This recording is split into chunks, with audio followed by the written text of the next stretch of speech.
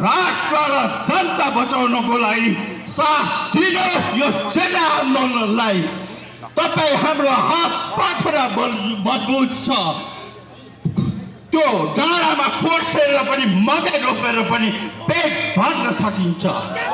त्यसकारण यो देश जनता बचाउने योभन्दा पुण्य काम, योभन्दा धार्मिक काम अर्को कुनै हुँदैन।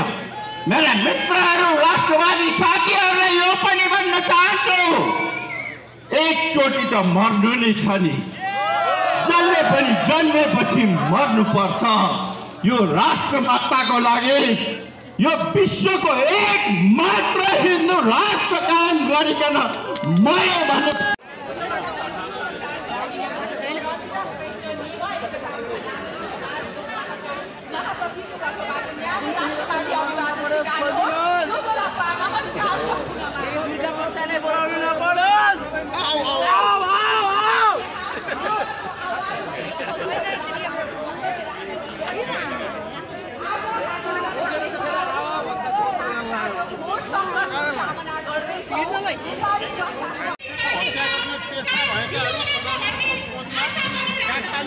जो बसेका थिए फेरि मलाई म प्रधानमन्त्री बन्ने हैसियतको रहेको मेरो पुरानै पेसा हत्या हिंसा गर्न नै ठिक रहेछ भनेर कागजको भुत्ते हतियार देखाएर आए। उनीहरू धुलिसात भइसकेका छन्। अब औपचारिकता बाँकी छ। गणतन्त्रको गणतन्त्र घोषणा, राष्ट्रको पुनर्स्थापना उनीहरू जहाँ जहाँ आन्दोलन गर्नुहुन्छ त्यहाँ घोषणा किन गर्दैछ सरकारले? धन्यवाद तपाईँहरू आइरहनु भएको छ। नभए तपाईँहरूको सङ्ख्यामा प्रहरी खटाइएको छ के हो? कति डराएको रहेछ ओली सरकार र यो गणतन्त्र सत्ता। यसबाट पुष्टि हुन्छ कि हामी शान्तिपूर्ण रूपमा कार्यक्रम गर्छौँ भन्दैछौँ, तर यति धेरै डराएर निषेधाज्ञा घोषणा गर्छ। ओलीले आफ्ना कार्यकर्तालाई धुलो पिठो बनाऊ भनेर भन्छन्। हामी शान्तिपूर्ण रूपमा धुलो पिठो बनाइदिन्छौँ। हामीले 3 दिनदेखि